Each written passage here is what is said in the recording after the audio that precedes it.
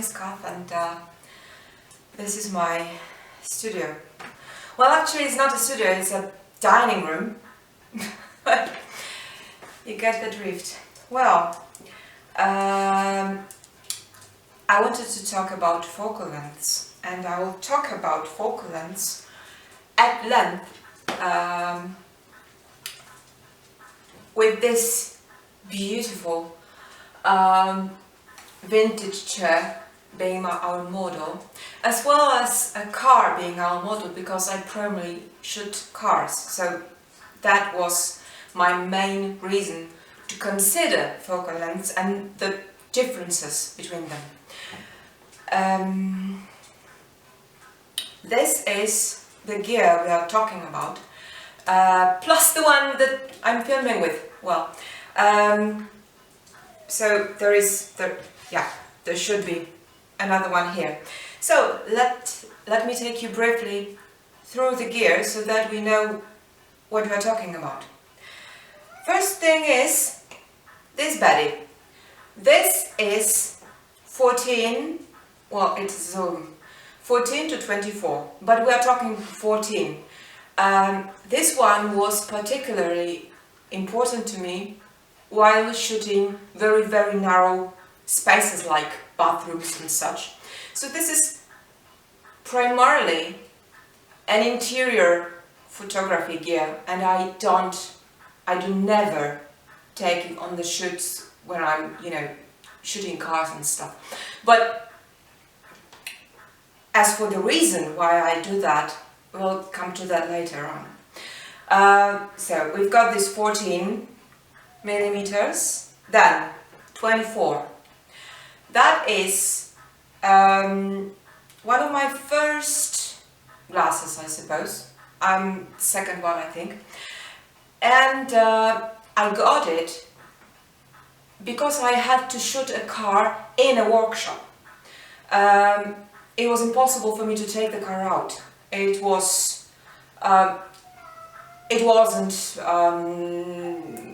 able to drive, so we had to do it indoors.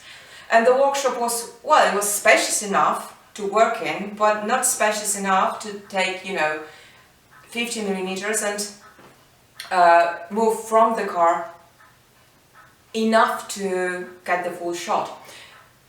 Had I known back then that it would be much better to take my 50,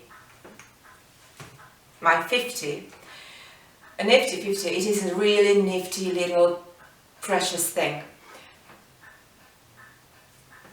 Stand where I could stand, which, let's say 5 meters, 10 meters, no, more like 7. Okay, so it was spacious for a workshop, but not as spacious as, to have 50 and a big car in one shot. But I should have taken this one and take 3 shots or 4 or whatever of the car and then stitch them together.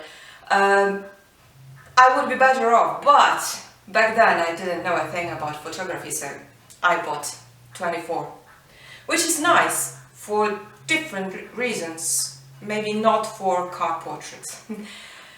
Okay, so the next focal length is actually the one between 24 and 50, which is 35, and I'm filming with that one, and that is a really nice little thing because it actually replicates, sort of. I heard that 40, 42 is closer even to the view spectrum of a human eye, which means that 35 is actually more or less gives you the image that you would get if you could only acquire a shutter in your eyeball, which is a wonderful thing, maybe not creative as such, because what is beautiful about photography and different focal lengths is that it gives you so much creative freedom, and it allows you to do so many different things with the way you see the world. And 35 is actually the least creative for me, since it is, you know, just, it pictures the world the way you see it. But still, it is a very, very nice, a very versatile and beautiful little thing that gives you a little to none distortion, which is beautiful. Talking about portraits. So, 35. You looking at me through my 35. Looks very much like this one. I missed it. I missed those two once. It was a shame, but still, 25, 35, 24, 35, 50, nifty 50. Everybody should have it, because it is so affordable that you actually, you know, it costs, it is the cheapest one here. And it is way cheaper than much worse zoom lenses that give you, well, at least that gave me much more different focal lengths, but much lower light levels. This is 1.8, and this is the first lens that I got that had this light value below 2.8, and it was game changing, but it is a topic for another one. Then we've got this beast, and that is absolutely the best lens I've ever laid on my hands on. This is 105 1.4, and this is a marvel. The pictures it gives you, they are just like magic. And well, okay, we're talking about focal lengths, not about the quality of the picture. That is a topic for another talk. So we've got 104, 105, sorry, 1.4 light value, and that monster is zoom again 70 to 200. So we are talking 200 with this one, 2.8 obviously, and that is a lens that allows me to go to the racing track and actually get some decent photos of cars racing that are a little bit bigger than a fly in a frame. That's why I do use it a lot, even though it's got issues. It definitely does got issues. Okay, so now, since I will show you obviously the test of all those beauties in the field with a car, but I butchered it a bit, which you'll see in a minute. So we need to I need to reshoot the whole test with this beautiful chair, which is lovely, a beautiful vintage one. I've been talking to that lens that the sun that is coming in has actually made a beautiful appearance of light on this cushion. So we'll take advantage of that. We don't have much time because it is February, the sun is getting low very soon. So let's get to work, and then we will talk about what we've done in Lightroom. And at the moment I'm just trying to make a test to take a picture of this beautiful chair with each and every one of that, including 35, so that that chair is approximately big enough in a frame. So it is the amount of the frame taken up by this chair is approximately equal from this to this beast, and that will allow you to see what creative decisions you're actually able to take while juggling different focal lengths, and why it actually matters, because it does not matter how far from the subject you can be. It does matter a bit, but it is another topic. Let's get to work. Right, so we are in Lightroom now, and now you can see why I didn't shut off the windows and use flashlights. I wanted to have some sort of a background, because right now you've got only, white photographic background, which wouldn't particularly well show all those background issues that we've got with different focal lengths. So that is why we had this harsh light and sort of unpleasant light versus shadow situation in the previous clip.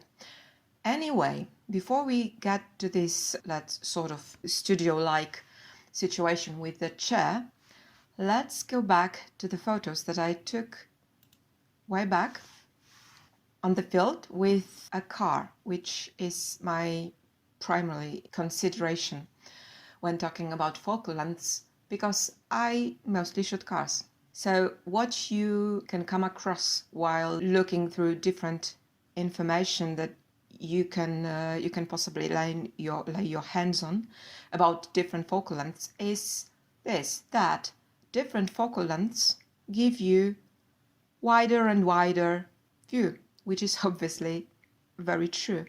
And that's why I made this decision to buy 24mm when I knew I had to shoot cars in the workshop with no way of moving backwards from the car. So this is the picture taken with 200mm with the tripod and the camera not moving from the spot. I only changed lenses. So this is 200mm, then we changed to 105, and that is much wider.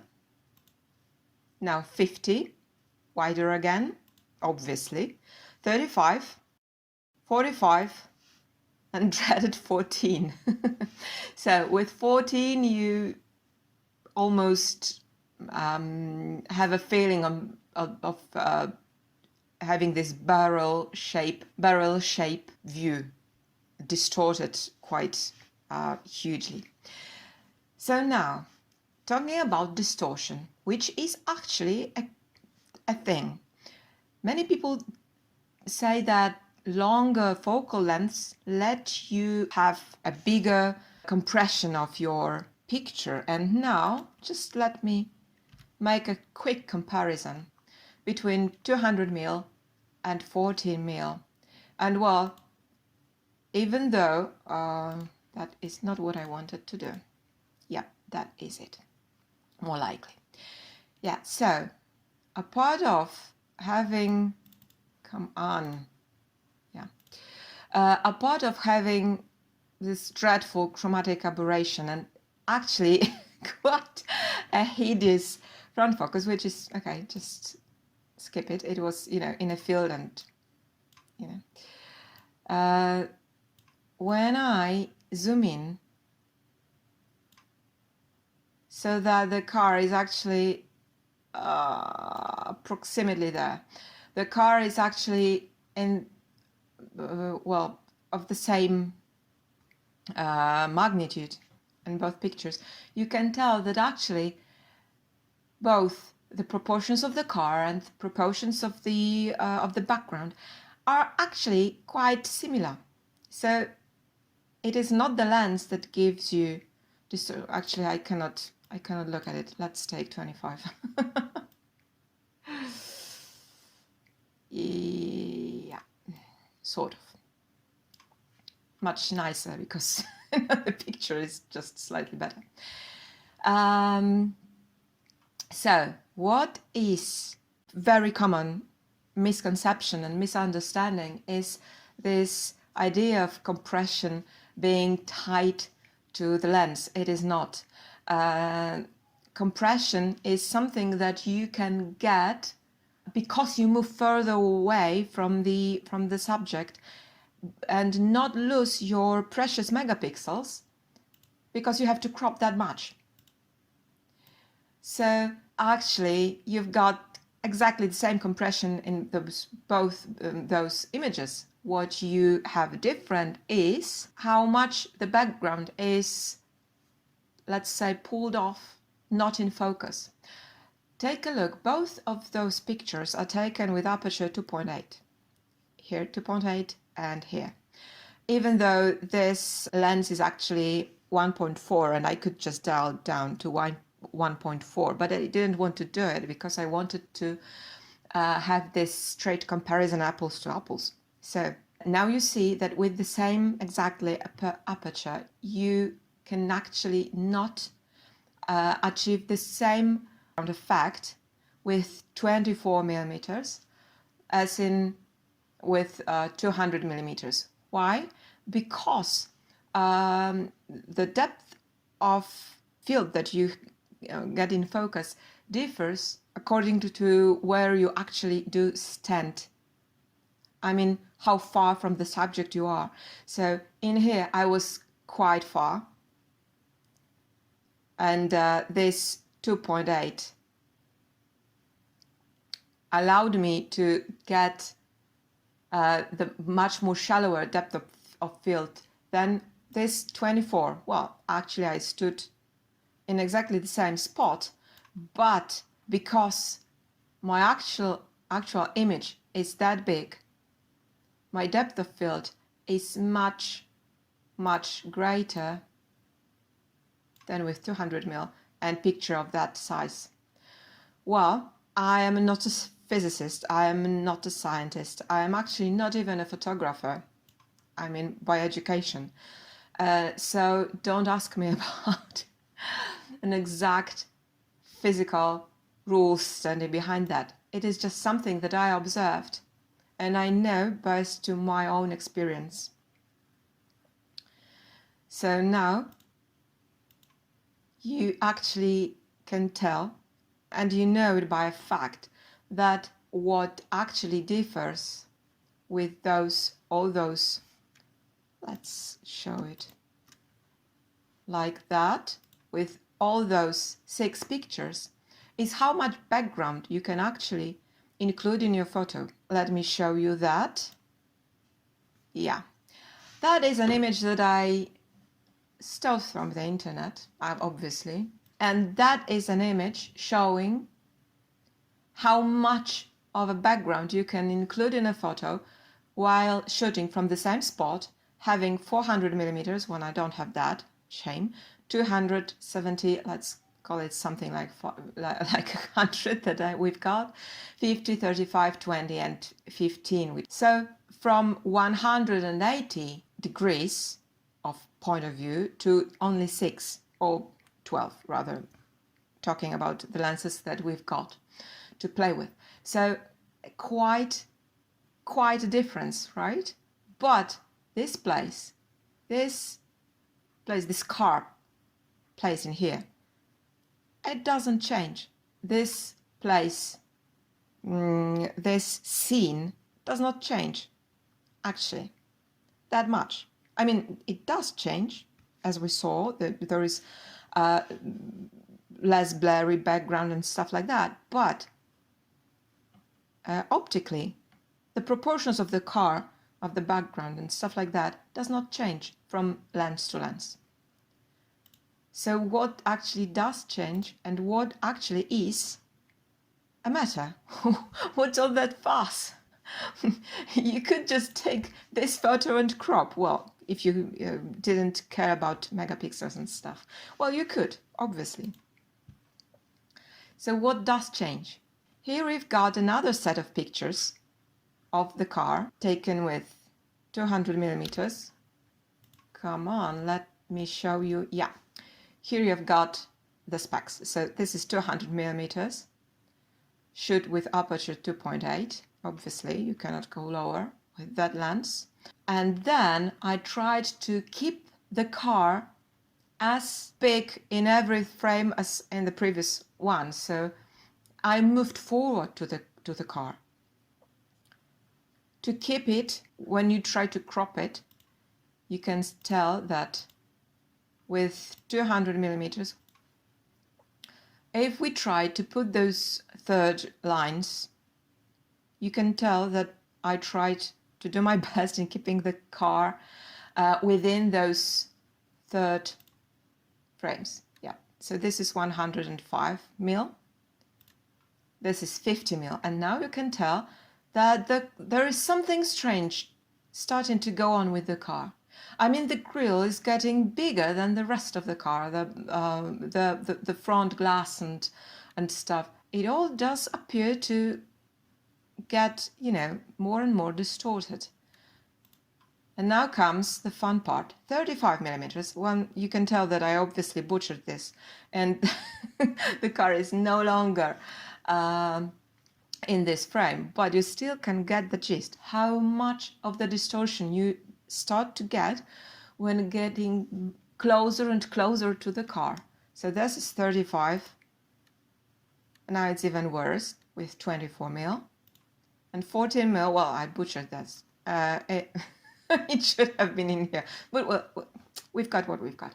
It was, you know, it was a low sun and I couldn't see it very well on my LCD. So, well, sorry. That's why I did this chair comparison, so that we can have all this test in a beautiful protected environment of a studio in a flat. Okay, so let's just see all those 6 pictures in one frame. And now you can tell that actually it is not a matter of anything else but the distortion of a subject, really. And that actually is quite understandable, and I will show you in a second. But before we do that, I want to show you the chair, because it is obviously made a little bit, the situation was a little bit more controlled. So now you've got 200 mil. Then I moved forward and I took the pictures with 105 mil. Everything 2.8, as you can see, so that, you know, apples to apples stuff. 50 mil, and now you can see that the legs are actually spread a little more. Take a look in here. Oops. Take a look at here. The legs seem to be almost on the same plane, and the cushions seem to be just, you know, perpendicular to the viewer. Well, I was kneeling at the same height, so my lens was actually at the same height on every one of these photos, just like with these car photos, which I took on the tripod. It was obviously very much the same height. So now, 105, 50. Well, everything starts looking more like as you would see it with your own eyes, looking at it in a room. Now, 35.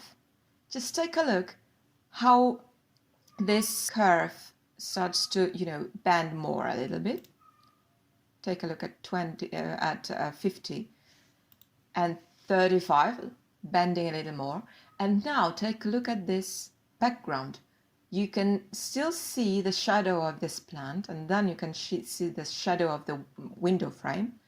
And take a look at 24, more and more window in the frame, and the chair looks like, well, not very much stable, really, with those legs spread apart and with this curve bended more and more.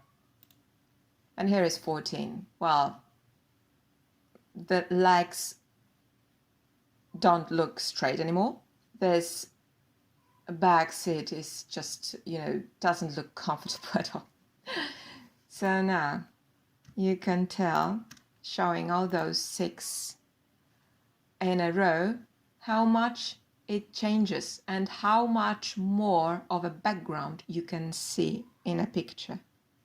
Here you obviously, with 200 mil, you can also, you can see a lot of a background in the front, obviously because you stand far away from the thing, but very little background in the back.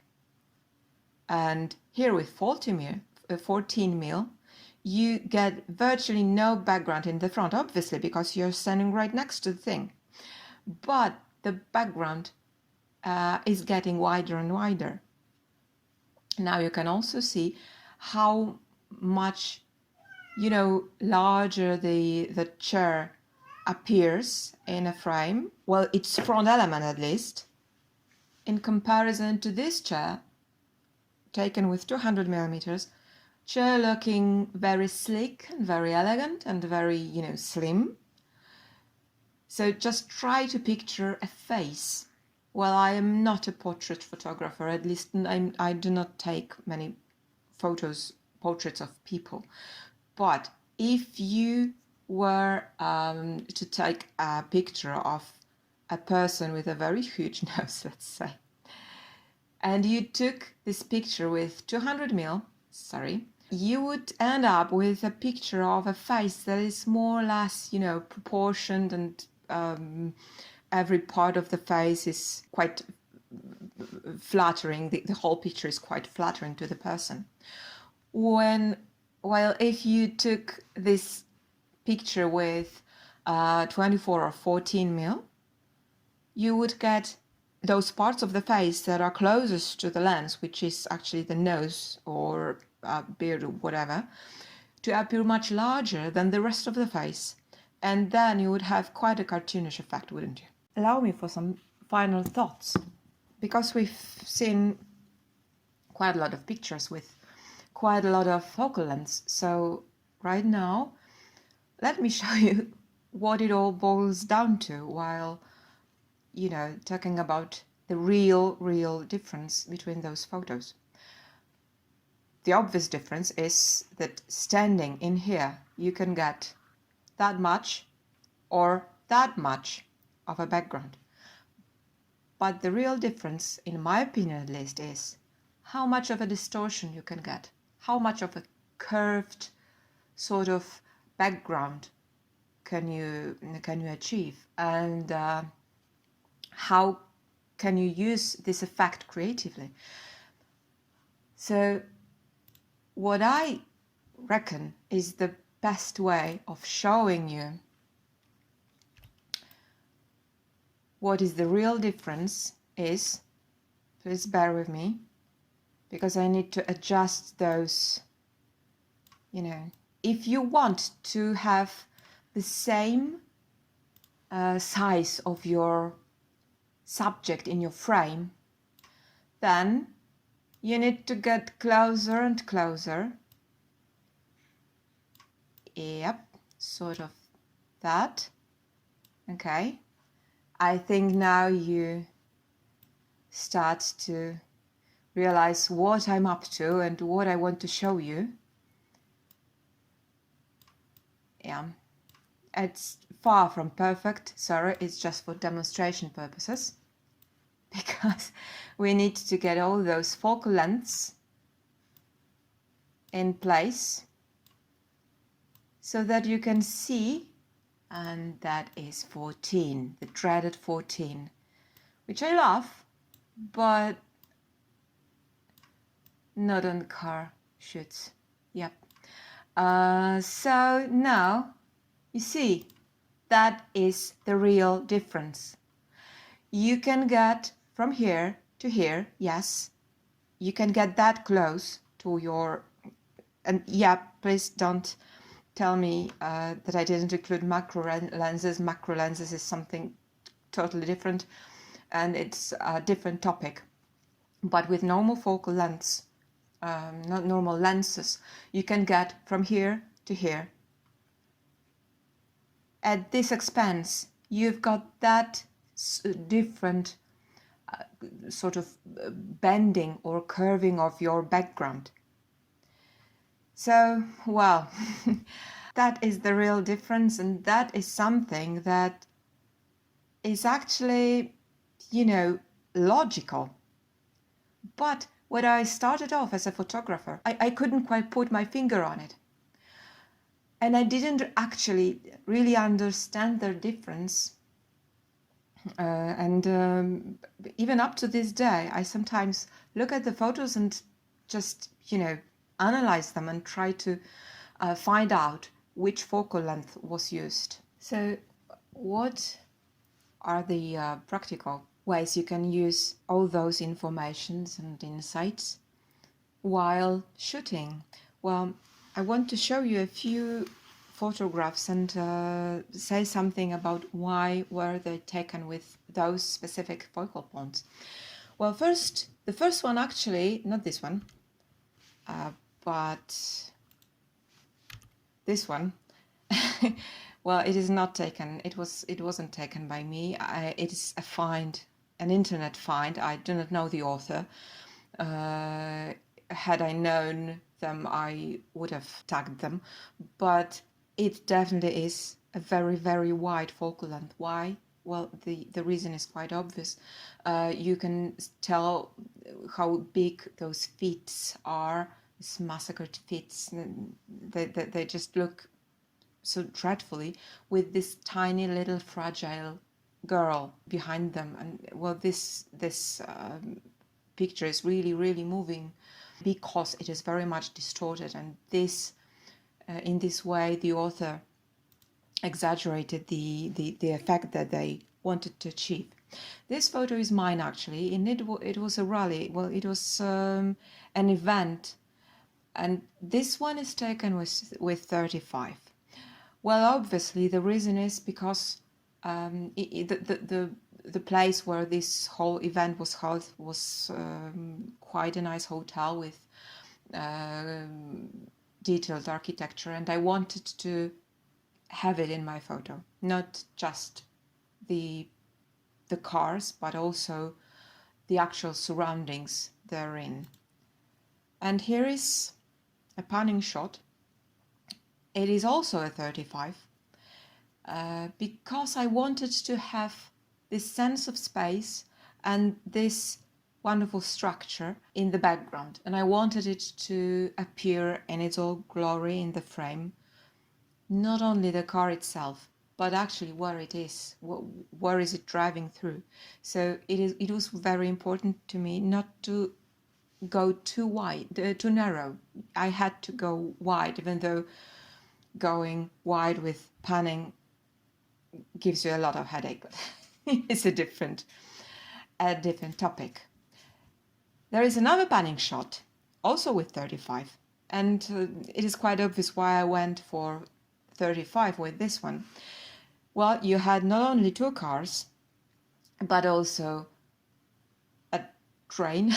So I really needed to make sure to have everything in frame and to show the surroundings as well. Well, it was March or April. Well, no leaves on the trees, so the background is a bit gloomy, but it still gives you this sense of space with this, sense of speed of all the three vehicles. And sometimes you just have to. I mean, you have no other option if you want to frame your picture sort of like that, with the car passing through a very, very narrow street. You just have to have a wide angle, and there is nothing to consider really. You just have to do what you have to do. That's all. And sometimes you can actually mess a little bit with your focal lengths. This is 100 millimeters.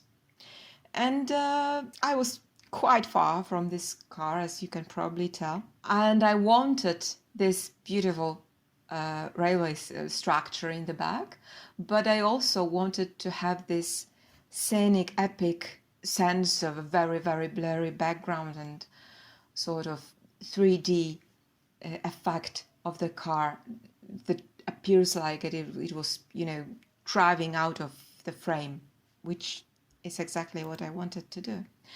Here is an example of actually sort of a portrait. I don't shoot normally portraits, I very rarely do, but during the rally and during the Concours d'Elegance, I obviously do, and I do like it very much. This was shot with 105, obviously, so that we can have a very, very shallow depth of field and take out the subject of this photo out of the frame, sort of. This is another portrait. That is a kind of portrait photography that I do most, if I do it, which is animal photography. And this is obviously also 105 with very, very shallow depth of field. You can tell that actually only eyes are in focus. No, not the nose, not the ears, only eyes. This is exactly what I wanted, and no wider focal length would give me such opportunity. This is another example of 105.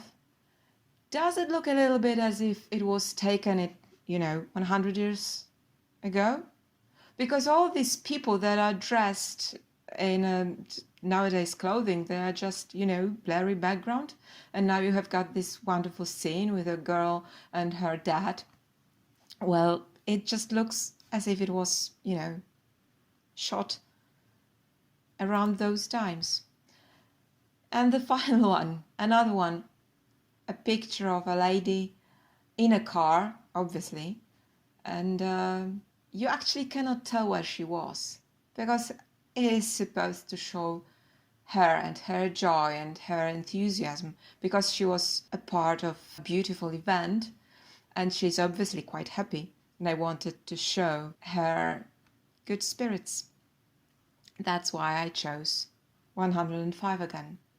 So now, I just hope you enjoyed this lengthy vid and that you now will be able to take a little bit more informed decisions while, spending your hard-earned money on another lens. Is it really needed? Do you really need it? Or will it do the job that you want it to do? And with that, well, best of luck to you all.